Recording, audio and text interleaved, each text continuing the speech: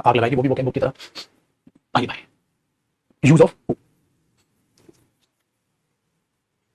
तो इस who relative pronoun को आप जानते हैं, देखते हैं कैसे कैसे वर्क करता है, ठीक है, कैसे कैसे चलता है। इसको अब हम समझेंगे, इसको अब हम समझेंगे, ठीक है भाई। देखो भाई ध्यान से समझना, इसको ना आप तीन टाइप से सेंटेंसेस में देखोगे, मैं तीनों टाइप लिखवा देता, ठीक है, तीनों टाइप लिखवा देता, तीन टाइप से हम इसको देखेंगे। आपको दो क्लॉजेस नजर आएंगे, टू क्लॉजेस, ठीक है, टू क्लॉजेस नजर आएंगे। हाँ अच्छा, इसी के बाजू में लिख देना, हूं जो प्रोनाउन जब यूज रिलेटिव प्रोनाउन होता है ना, हाँ, तो वो याद रखिएगा डियर, ओनली फॉर पर्सन, सिर्फ इंसान के लिए होता है भाई। आप लोगों से जानवर के लिए क्या आएगा, वो विच आएगा, थोड़ी देर बात करेंगे। थिंग्स के लिए क्या आएगा, विच आएगा, थोड़ी देर बात करेंगे, ठीक है। पहले हूं जानेंगे, फिर हम जानेंगे, फिर आगे देखेंगे। ध्यान से सुनिए, होता क्या बेटे, टू क्लासेस बोल रहा हूं। एक बच्चे कमेंट ऐसे होता है, देखो कमेंट जब पढ़ाते हो ना तो ये पागल हो जाता है टीचर। टू क्लासेस, ये बच्चा लिखता है दिन में कितनी क्लासेस लेते हो बेटा। सुबह मैं 8 बजे से पढ़ाता हूं, सुबह ऑफलाइन बैच होता है पहले मेरा, और सुबह 8 बजे से लेकर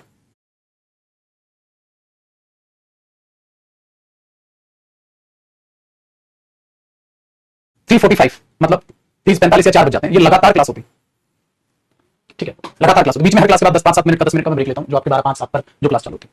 फिर रात को 9:30 बजे से आपको यूट्यूब पर भी पढ़ाता हूं। देख लो बेटा, देखो टू क्लॉजेस हैं, दो क्लॉजेस हैं आपके पास, तो उस दो क्लॉजेस को कैसे रूप दिखाएगा, बहुत आसान है, हमेशा याद रखिएगा। उसमें आपकी एक मेन क्लॉज होगी, हाँ, और एक उसमें आपकी हु क्लॉज, मतलब उसमें आपकी क्या होगी, एक रिलेटिव क्लॉज होगी। और वो रिलेटिव क्लॉज कौन बनाएगा, हु। याद रखिएगा उस रिलेटिव क्लॉज में हु क्या होगा, हु के बाद आपको 100% वर्ब दिखाई देगी, और आगे कोई भी चीज आगे दिखाई दी जाएगी। डन। तो हु को अगर आप चेक करेंगे तो इस वर्ब का क्या होगा, सब्जेक्ट होगा, इस वर्ब का क्या होगा, सब्जेक्ट होगा। ये है मेरे दोस्त रिलेटिव क्लॉज, बस। तो हु जो है वो एज अ क्या काम करेगा, सब्जेक्ट काम करेगा। एज अ काम क्या करेगा, सब्जेक्ट काम करेगा। क्या करेगा, सब्जेक्ट काम करेगा, एज अ सब्जेक्ट ही काम करेगा। चलो एग्जांपल देखते हैं कैसे दो क्लॉजेस में हु नजर आता है, ध्यान से सुनना।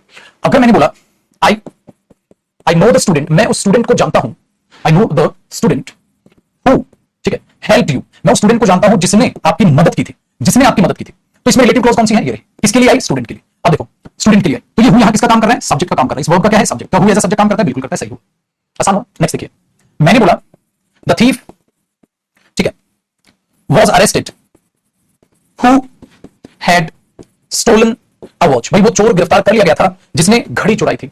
इस सेंटेंस में एरर है या नो एरर है, मुझे बताइए। इस सेंटेंस में कोई गलती है या नहीं है, मुझे बताइए मेरे दोस्त। क्या लग रहा है आपको, इसमें रिलेटिव क्लॉज कौन सी है, बताओ भाई जी, इसमें रिलेटिव क्लॉज कौन सी है। तो मेरे दोस्त आप कहेंगे सर ये रही रिलेटिव क्लॉज। देखो राजा, एक क्लॉज तो ये दिख गई। अब इस रिलेटिव क्लॉज में जो है हु क्या है, सब्जेक्ट है, किसका, हैड स्टोलन वर्ब का। तो सही है, लेकिन गलत हो गया ना। गलत क्या हो गया, ये जो रिलेटिव क्लॉज है किसके लिए, अरेस्टेड के लिए आई है, चोर के लिए, चोर के लिए। तो ये किसके बाद आनी थी, चोर के बाद आनी थी। तो पेपर में एरर कहां हुआ यहाँ, तो हु उठा के मत लिख देना the thief who was arrested, ना ना ना, क्योंकि वो रिलेटिव क्लॉज पूरी उठेगी, पूरी उठेगी तो इसे ठीक करके लिखो। ठीक करके लिखोगे तो क्या लिखोगे, the thief who had stolen a watch, who had stolen a watch, हां, वाज अरेस्टेड। आपको ये क्वेश्चन ऐसे दिखेगा, तो पेपर में आप कंफ्यूज नहीं होंगे। आपको बताइए बीच में रिलेटिव क्लॉज आई हुई है, ठीक है। तो मेन सेंटेंस देखो, अब मेन जो क्लॉज है वो कैसे बिखर गई। तो या तो मेन क्लॉज पहले रहेगी फिर रिलेटिव क्लॉज आ जाएगी, ठीक है, या फिर क्या होगा, मेन क्लॉज बिखर जाएगी क्योंकि आप रिलेटिव क्लॉज बीच में एडजेक्टिव को ले आओ, ठीक है। बहुत बढ़िया, तो ये मैं कल की क्लास में आपको सिखा चुका हूं, पेपर में आप यहां एरर निकालें, ठीक है ना। आसान हो गया यार। चलिए, तो ये आपने सीखा हु का पहला केस, दो क्लॉजेस में हु कैसे नजर आएगा। आपने बोला सही, तो आसान था, आसान लगा ना, तो मुश्किल लगा, कॉपी करो। तो बहुत ही आसान बात है, छोटी।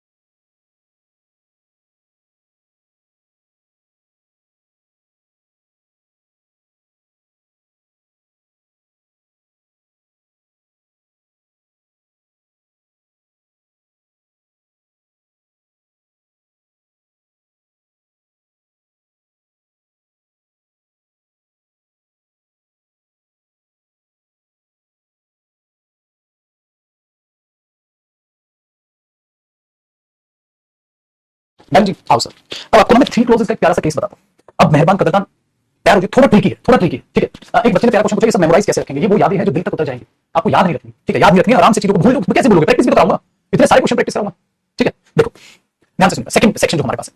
अब मैं आपको दूसरा पॉइंट बताऊं, ये मुश्किल कैसे है, क्योंकि यहां हूं क्या करेगा, एक बार दो बार रोल प्ले कर लेगा। इंटरेस्टिंग सा, जैसे मैंने आपके पास ये लिखा कि आपको एक मेन क्लोज नजर आएगी, ठीक है, हाँ, फिर क्या होगा, आपको एक रिलेटिव क्लोज नजर आएगी, हाँ, आपने बोला सही, तो पिछले वाला ही हो गया, पिछले वाला ही हो गया, हाँ, लेकिन देखो इसमें चेंज क्या है, इस रिलेटिव क्लोज में आप हु नजर आएगा आपको, हाँ, और वर्ब नजर आएगी, हाँ, और आगे चीजें, ठीक है। आपने बोला तो पिछले वाला देखो, पिछले वाला ही ना, बस एक चेंज है, क्या चेंज, आपको कोमा लगा के, हाँ, फिर एक और वर्ब नजर आएगी और आगे आगे आपको चीजें नजर आएंगी। तीन बातें होगी मेरे दोस्तों।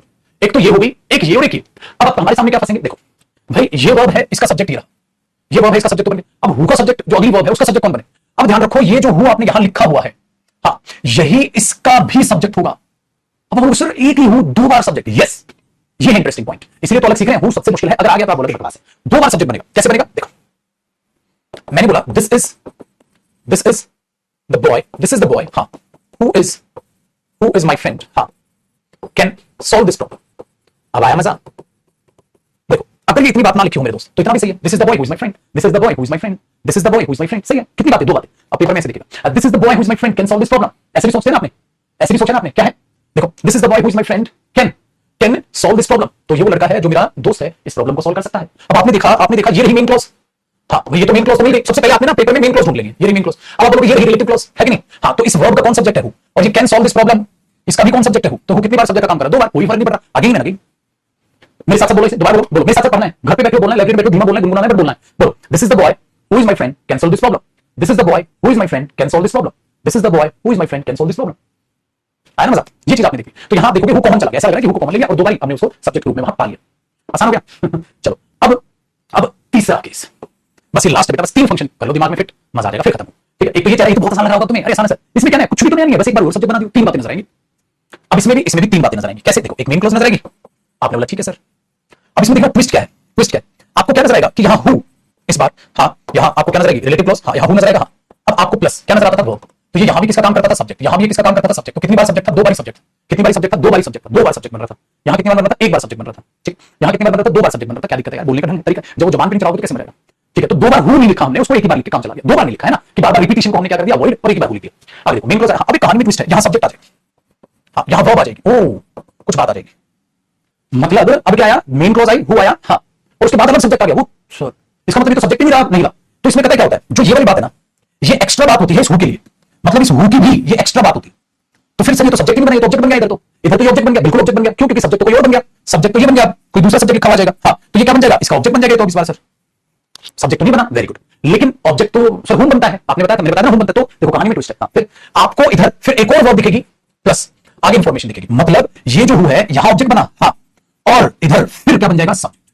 ओ ये तो घुमा के रख देगा भाई खोपड़ी को, ये तो खोपड़ी को घुमा के रख देगा, बिल्कुल घुमाएगा। क्या चाहिए, नौकरी, कौन सी, सरकारी, कौन सी, अच्छी, तो ऐसी ही मिल जाएगी, क्या हलवा नहीं है ना, मेहनत लगी। स्मार्टफोन बनने से स्मार्ट दिमाग थोड़ा बन जाएगा, बढ़िया जगह कोचिंग करने से तुम थोड़ा बढ़िया बन जाओगे, मेहनत करनी पड़ेगी तब बढ़िया बनोगे, समझ आई भाई, मेहनत करनी पड़ेगी तब बढ़िया बनोगे, सपने देखने से बढ़िया नहीं बनते। अच्छा तो फिर तो क्या किया, मेन क्लॉज है, हु सब्जेक्ट वर्ब आ गया, उसके बाद फिर वर्ब है, ठीक है ठीक है भाई, तो मेन हु सब्जेक्ट। तो अब दिमाग को रिलैक्स करो, आपने रिलैक्स किया, सर हु एक बार सब्जेक्ट होता है, ओके, सर हु दो बार सब्जेक्ट होता है, okay, sir who object subject है ना। अब इसको जब एग्जांपल से समझाऊंगा ना तो ये डायग्राम समझ आएगा, अभी तो डायग्राम है, सिर्फ डायग्राम है, अभी सिर्फ इसको एग्जांपल मिल जाए तो मजा आ जाए।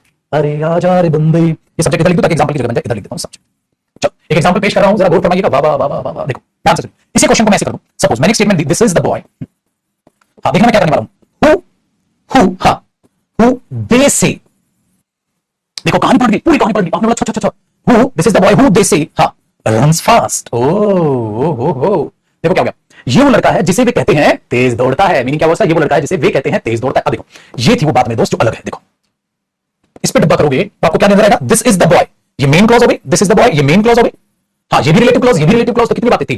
तो ये हु इसका क्या बना, एक ऑब्जेक्ट की तरह रिलेट हो गया, इसको कहते हैं, हाँ क्या कहते हैं, तेज दौड़ता है। बट एक बात बताओ, तेज कौन दौड़ता है, हु, यानी कि लड़का ही तो तेज दौड़ता है। तो अगर मैं इस बात को हटा भी दूं तो देखो अभी भी सेंटेंस सही है, मीनिंग बदल जाएगा, this is the boy who runs fast, this is the boy who runs fast, they say, तो दे से पीछे तो नहीं लिख पाऊंगा, इसलिए उसके तुरंत बाद लिख दिया जाता है, कुछ नहीं है, चीटी मरी, चीटी मरी, कुछ नहीं हुआ, मतलब मेरे दोस्त जो दो क्लोज में था वही तो है, बस मैंने क्या किया, आई नो द स्टूडेंट, हाँ इसको थोड़ा सा पीछे खिसका दिया, हाँ और हु के बारे में कोई बात बीच में लिख दी, ऐसा ही तो हुआ है, ऐसा ही तो हुआ बेटा, बस दो ही क्लोज है, ये देखो जी, इसको भी हटा दो, देखो चीटी मर गई, इसको भी हटा दो, देखो चीटी मर गई, दो का केस हो गया, दो का केस हो गया, दो का केस हो गया, this is the boy who can solve this problem, this is the boy who runs fast, चीटी मर गई। अब तुम इसके बारे में एक्स्ट्रा इंफॉर्मेशन लिख रहे हो, चाहे तो वो दूसरा सब्जेक्ट वर्ब ले आओ या इसी को आगे बढ़ा दो, मर गई चीटी। चलो भाई दिक्कत नहीं है भाई, दो से तीन बन रही है क्लोज, कोनो दिक्कत नहीं है, ठीक है वेरी गुड। तो आप ऐसे देखोगे तो ये समझ आएगा कि अब हु रन्स फास्ट, तो इस जो रन है इसका सब्जेक्ट कौन है मेरे दोस्त, हु है। अरे पाजी को टेंशन ही नहीं है, बस हु खत्म, हु खत्म, कुछ नहीं किया हु। तो हु निकम्मा क्या कर रहा है, subject subject subject object subject, मतलब सब्जेक्ट जरूर बनेगा, ये याद रखिएगा, वेरी गुड, ये ध्यान रखिएगा ऐसा करो।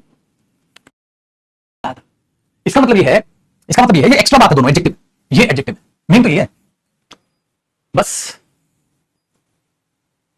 ठीक है भाई। एक एग्जांपल और दे, इसका एक एग्जांपल और दे दूं, है ना। मैंने पता एक एग्जांपल लिख दिया ताकि आपके मन में फॉर्मेट रही और कुछ याद नहीं रखना भाई, फिर इतनी मेहनत से पढ़ाने का क्या फायदा हो। आउट। अब तुम्हें ठीक है, अब देखो, अब एक एग्जांपल देखो। अच्छा, एक स्टूडेंट वो है जिसको क्लोजेस ना छाटनी आए, जिसको ये क्लोजेस छाटनी नहीं आती, वो तो समझ नहीं सकता, इंपॉसिबल भाई। हर वर्ब का सब्जेक्ट देखो, क्लोज छाटना सीखो, सब्जेक्ट वर्ब कम देखो कितने हैं, है ना। चलिए ध्यान दीजिए। अब मैंने कहा सपोज मैंने बोला भाई आई नो द प्लेयर, ठीक है, हाँ, हु एवरीबॉडी सेज, देन हाँ, can do it. I know the player who everybody says can do it. मैं उस प्लेयर को जानता हूं जिसे सब कहते हैं इस काम को कर सकता है, जिसे सब कहते हैं इस काम को कर सकता है। बताओ, ठीक है। अब आप क्या करोगे, क्लोज छाटो भाई। आपने बोला सर आसान है, आई नो द प्लेयर एक क्लोज हो गया। एक तो सर ये रही बस एक्स्ट्रा, इस एक्स्ट्रा को ना पता है क्या करना, एग्जाम में हटा के देख लो, खत्म। I know the player who can do it, बीच में क्या आ गया, एवरीबॉडी सेज, तो इसका मतलब ये रहा, इसका क्या बन गया, सब्जेक्ट बन गया भाई। बड़ा आसान है भाई, है ना। ये जो हु है इसका क्या बन गया, सब्जेक्ट, तैयार हो गया, धूम ताना। तो कम वक्त ऐसे ही बदनाम कर रखा है इंग्लिश को लोगों ने, आसान है, पढ़ता ही नहीं कोई।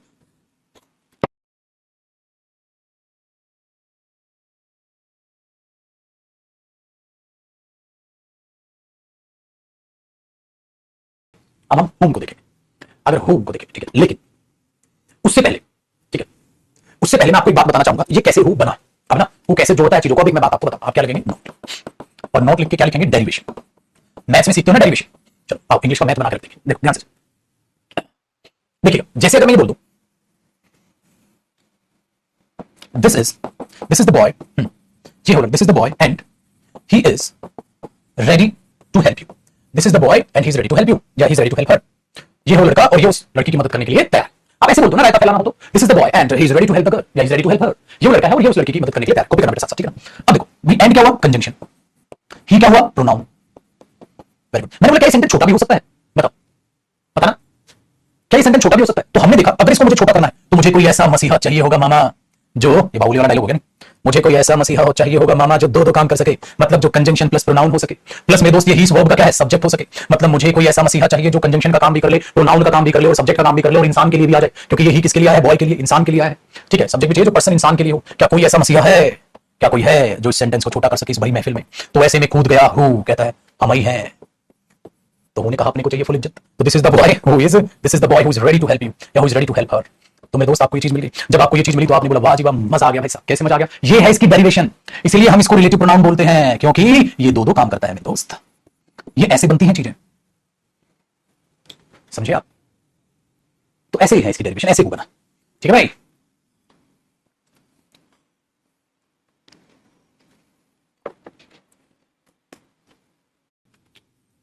तो ये होती है इसकी डेरिवेशन। तो इसको जोड़कर हु पैदा हुआ। अब हमने बोला चलो भाई हु, तू तो आ गया, साइड हो जा फटाफट। इसने बोला क्या हो गया भाई, कह रहा अब हम यूज ऑफ होम सीखेंगे। तू तो हमें आ गया, तो हमने इसे भगा दिया।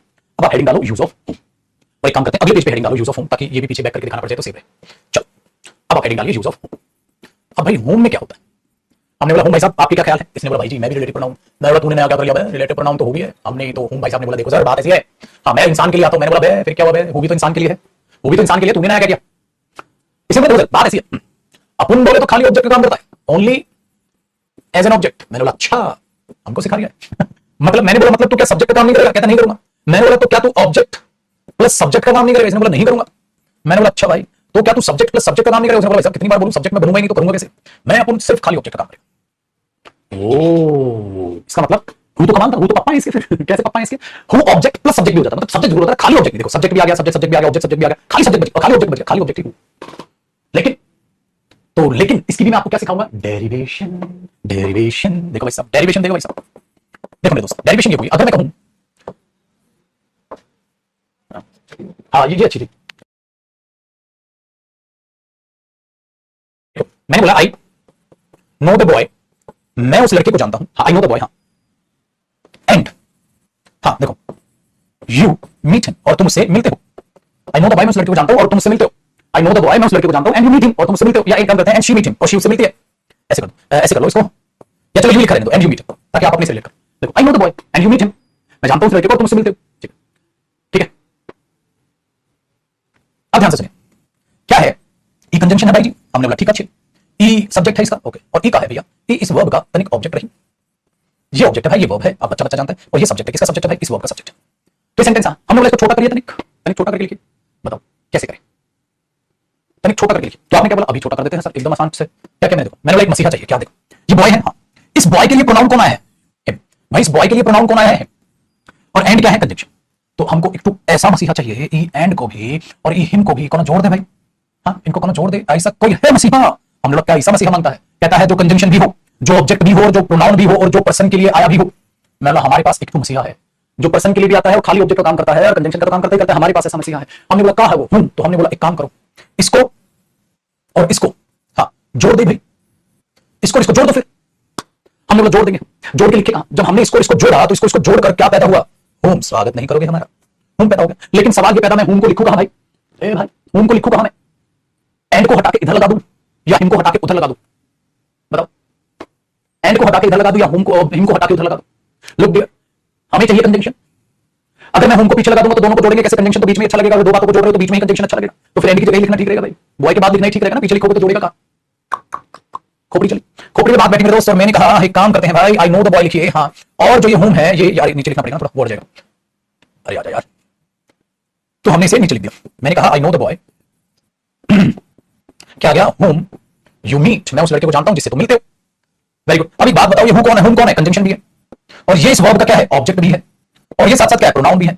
अब आप लोग इतना पूछते थे सर ऑब्जेक्ट वर्ब के पीछे होता है, आज समझ आया भी आगे क्यों आया, अब समझ आया आगे क्यों आ गया, ऑब्जेक्ट के पीछे होता है, ऑब्जेक्ट पीछे होता है, खाली ऑब्जेक्ट होता है, खाली ऑब्जेक्ट नहीं, कंजंक्शन भी है, ये कंजंक्शन भी है, ऑब्जेक्ट भी है, प्रोनाउन भी है, पर्सन के लिए भी है भाई, सब इतनी सारी चीजें हैं होम के पास।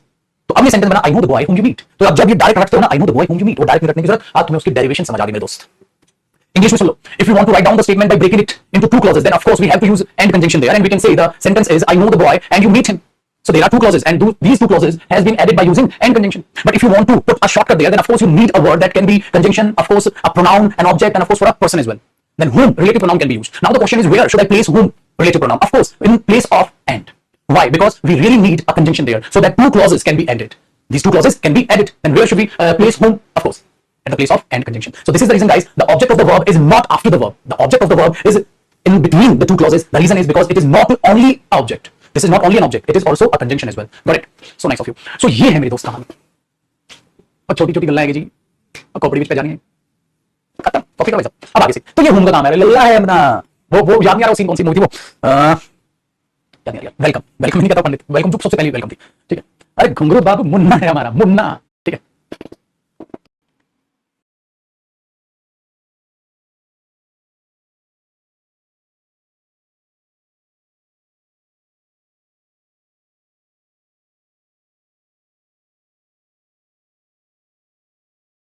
चलिए अब माइक कौन है, तो मैं कह रहा था कि I know the boy whom you met, तो बड़ा आसान हो जाएगा आपके लिए, है ना।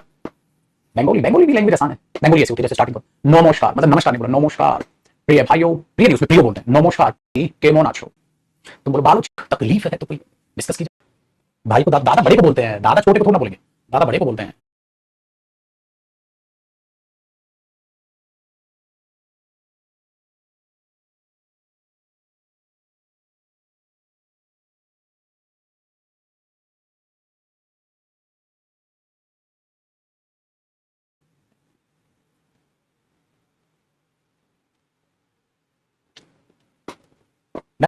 नहीं है, उनको भी कोई खासा तकलीफ नहीं है, मैं भी एकदम मस्त हूं, ठीक है ना भाई, ठीक है, ये भी एकदम मस्त है।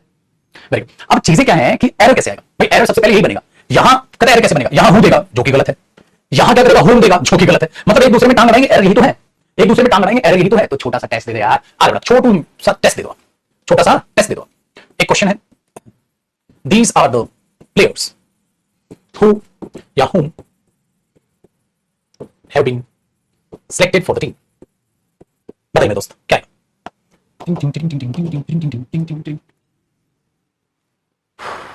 बताओ क्या है, आ गया अरे आ गया, आ गया हो गया, क्योंकि ऐसा सब्जेक्ट काम करना है, वैसा हुआ, सिंपल है, बच्चे बच्चे को पता है। चलो दूसरा आंसर, मैंने बोला this is the girl who या whom, हु या whom the teacher say can be selected। अब बताओ तो जाने, थोड़ा मुश्किल है क्वेश्चन,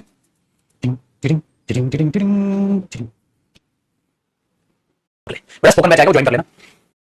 चलिए देखिए, टीचर से ये तो अलग सब्जेक्ट आ गया, तो हम लगा दो बेटा, हम तो लगा दो, आगे भी तो देख, अगर तू इसको हटाएगा तो देख, this is the girl who या whom can be selected, who can be selected subject है, ये तो एक्स्ट्रा बात है, ये तो वो वाला काम हो गया, खाली ऑब्जेक्ट भी बनना ना, बाद में सब्जेक्ट भी तो बनना है, फिर यही तो है, कंफ्यूज करेगा एग्जामिनर तुम्हें। और तुम पागल की तरह कंफ्यूज हो जाओगे। तैयार रहें, सतर्क रहें, सावधान रहें, देखते रहें क्राइम पेट्रोल। ध्यान से सुनो। और अगली बात करते हैं भाई, आसान हो गया ना। अब मैं अगर बोल दूं आई नो द स्टूडेंट, हाँ, हु या हुम दे मेट, खाली इतना बोल दो।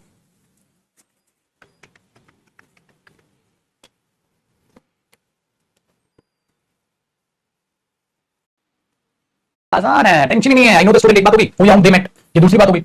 अब दे मेट तो ये सब्जेक्ट हो गया, हाँ, तो मुझे तो खाली ऑब्जेक्ट चाहिए, खाली ऑब्जेक्ट तो हुम काम करेगा। तो सारे जो भी मैंने कराए एक एग्जांपल मैंने सबका दिया। अब आप ये बहाना नहीं मार सकते कि एग्जांपल की कमी पड़ी है। अब उनको, ठीक है, थोड़ी सी एक और बात है जो इसके बारे में मुझे आपसे डिस्कस करनी है। तो हु और हुम के बारे में एक जानकारी और देनी है, वो जानकारी मैं दे देता हूं। देखो, आप लिखोगे सबसे पहले केस ऑफ प्रपोजिशन। आप बोलोगे अरे ये कहां से टपक गई, वेरी गुड। देखो जी, ये भी कहीं ना कहीं से टपकी है। कहां से? तो पहले केस ऑफ प्रपोजिशन में आपको देखना पड़ेगा कब हु और हुम के केस में प्रपोजिशन आती है और कब हु और हुम के केस में प्रपोजिशन नहीं आती। ठीक है, ये चीज आपको देखनी। तो आपको ये भी चेक करनी होगी केस ऑफ प्रपोजिशन। हाँ, और सिला चेक कीजिए how to check the requirement of a preposition. एक प्रपोजिशन की रिक्वायरमेंट कैसे चेक करें। ठीक है, ये भी हेडिंग डालिए। अब आएगा मजा, अब खेल मुश्किल हो रहा है ना। और मुश्किलों से ही तो लड़ना पसंद है तुम्हें, है भाई साहब, है कि नहीं? पसंद है ना।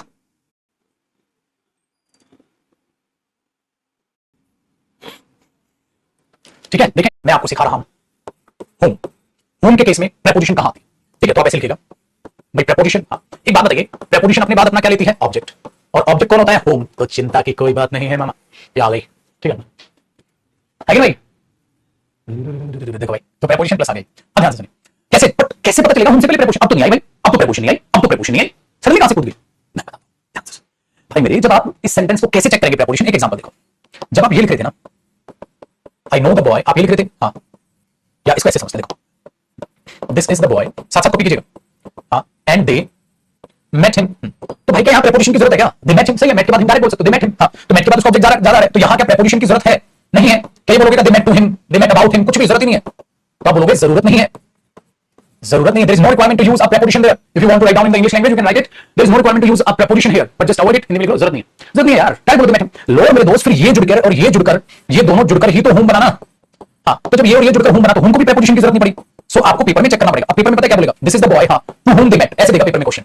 This is the boy to whom they met, this is the boy to whom they met. तुम बोलोगे टू लगा रहा है, टू को जरूरत ही नहीं है। क्यों? क्योंकि ये इसका ऑब्जेक्ट है। हाँ, और जब इसको इसका ऑब्जेक्ट बना रहे हैं तो preposition की जरूरत नहीं पड़ी, हम लिख के देख लिया। देखो होम किसके लिए, बॉय के लिए, तो they met the boy, they met the boy sentence है, तो जरूरत ही नहीं है, तो क्यों लगा रहे preposition। मैं तुम्हें ये सिखाना चाहता हूं, ऐसे भी आते पेपर में, लेकिन यूं पकड़ लो, बोलोगे जरूरत ही नहीं, काहे का फटा। तो this is the boy whom they met. लेकिन बंधु, अगर तुम्हारे पास कोई ऐसा सेंटेंस आ जाए जिसमें preposition की जरूरत पड़ जाए, तो क्या होगा? जानने के लिए अगले एग्जांपल पर ध्यान दें। मैंने लिखा मेरे दोस्त, this is the boy and and and they were talking him. क्या सेंटेंस सही है? This is the boy and they were talking him, they were talking him, they were talking him, they were talking to him, they were talking about him. preposition चाहिए मेरे दोस्त, इधर preposition चाहिए। तो preposition चाहिए, तो they were talking him नहीं, आप बोलोगे they were talking about him। preposition मांगता है इधर भाई, क्योंकि ऐसे गलत है। चाहिए they were talking about him। हाँ, तो अब पता है आपके साथ क्या हुआ, ये है preposition और ये है इस preposition का ऑब्जेक्ट। हाँ, लेकिन यहां है कंजंक्शन। अब मुझे क्या करना है, ये कंजंक्शन चाहिए। हाँ, मैं चलो यहां से होम लाना है। अब मैंने क्या किया, किस हिम को उठाया, और ये हिम ही किस में बदलेगा, होम में बदलेगा। भाई ये हिम ही किस में बदलेगा, होम में बदलेगा। तो इधर से तुमने खाली हिम ही होम में चेंज करके उठा लिया है ना, ये उठा लिया, ये उठा लिया। लेकिन जब मैं इधर से इसको उठा नहीं गया, तो इसने बोला भाई साहब मैं तो परिवार वाला आदमी। मैंने बोला क्या हो गया भाई साहब? कहता मैं तो preposition के साथ हूं सर। हाँ, तो कहता ऐसे मत उठाओ सर, इस बार में इस वर्ब का ऑब्जेक्ट नहीं, preposition का ऑब्जेक्ट। यार शर्म करो। मैंने बोला ठीक है भाई, परिवार समेत उठा देते यार। तो इधर हमने इसको परिवार समेत उठा लिया भाई साहब। परिवार समेत उठाया तो भाई साहब आप बोल देंगे जी दिस इज द बॉय। अब आप बोल दो भाई about home, this is the boy about home they were talking, about home they were talking, this is the boy about home they were talking.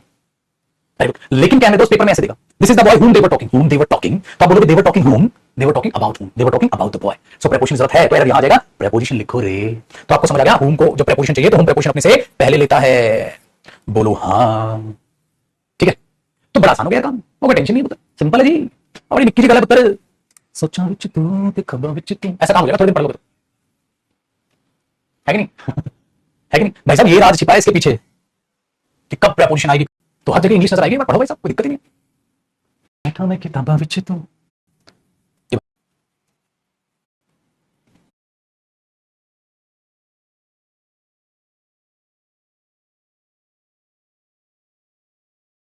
Nikki जी का मतलब होता है जी छोटी सी बात है, छोटी सी बात है। निक्की जी गल सारा देते हो तुम, थोड़ा सा समय अपने लिए भी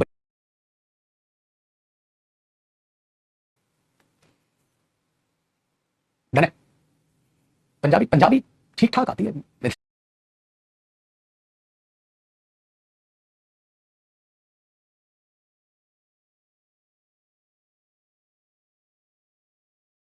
कॉलेज में तो मेरे को थोड़ी थोड़ी लैंग्वेज आ गई है बस। और बताए डन है। लेकिन लेकिन लेकिन लेकिन लेकिन लेकिन लेकिन लेकिन हु का क्या? अगर हु को प्रेपोजिशन चाहिए हो तो क्या?